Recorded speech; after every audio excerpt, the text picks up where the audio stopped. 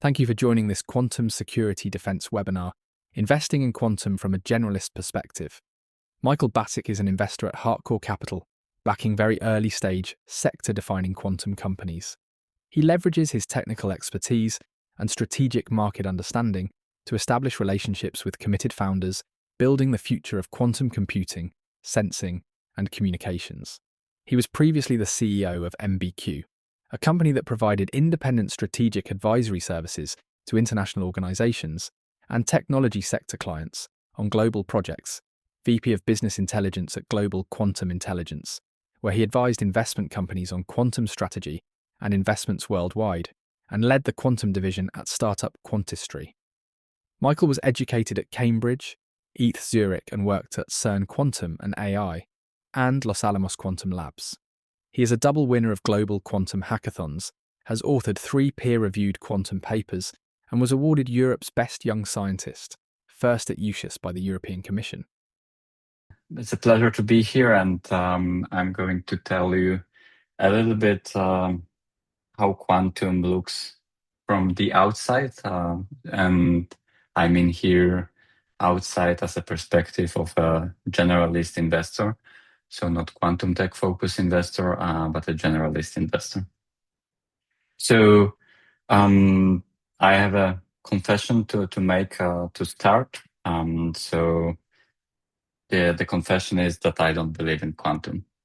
That's a joke, but actually it wasn't that funny. Over like almost a year ago, where basically Jensen Huang at NVIDIA, Computer Electronics Show in Las Vegas, he said this comment, and it was widely disputed that quantum is not going to be useful. The whole community posted many things on X, LinkedIn, etc. But it also caused real problems. So I knew some startups that were in the middle of the rounds, and some investors got worried if the biggest company on the face of the earth is discrediting quantum, then maybe it's not their best bet. So as if it was not hard already, some of the later rounds, like Series A and Series B, they became even harder. And what's funny in the story, and you probably know that, is that Jensen, 2 months later, at NVIDIA GTC conference, he hosted a series of panels, all personally.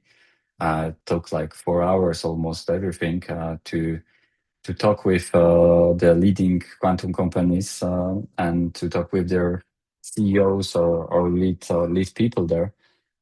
So it was kind of amazing to see how volatile the field is and how it goes up and down in terms of the sentiment that is in the market, and also how the people outside the domain, they view it. They don't have the expertise, they don't have the knowledge themselves. They rely sort of on the news. So it was a very interesting time. But why was it like? Why can we have such a dichotomy of views in such a short view? And I think it boils down to where you look at. So you can look at like what quantum, and in this case I mean quantum computing, can do right now. And the answer is quite convoluted. So if you look at the chart here, it's a chart from DARPA Quantum Benchmarking Initiative. On the vertical axis, you have the number of operations on the QPU, and on the horizontal axis, you have the number of computational qubits.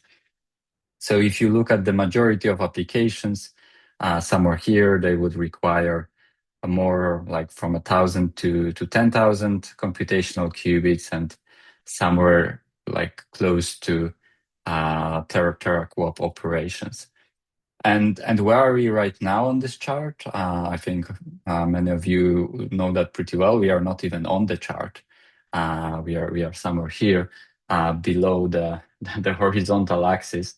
So this is quite interesting. And but the use cases are sort of touching pretty much all the sectors and are touching all verticals and can get many people on board. We are talking about corrosion-resistant materials. We are talking about new fuel, new magnetic materials, computational fluid dynamics that is used pretty much everywhere from medicine to aerodynamics and planes. So not to mention the security and cryptanalysis.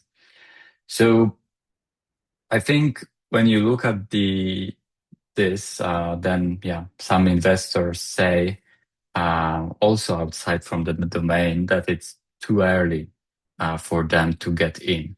Like we are just getting started. Of course, there is this huge upside and huge potential somewhere in the future, but it lies somewhere in the future for them. Thank you for watching this preview. The entire presentation and over 150 quantum and advanced AI presentations from industry leaders are available on QSecDef. Search for Quantum Security Defense to find out more.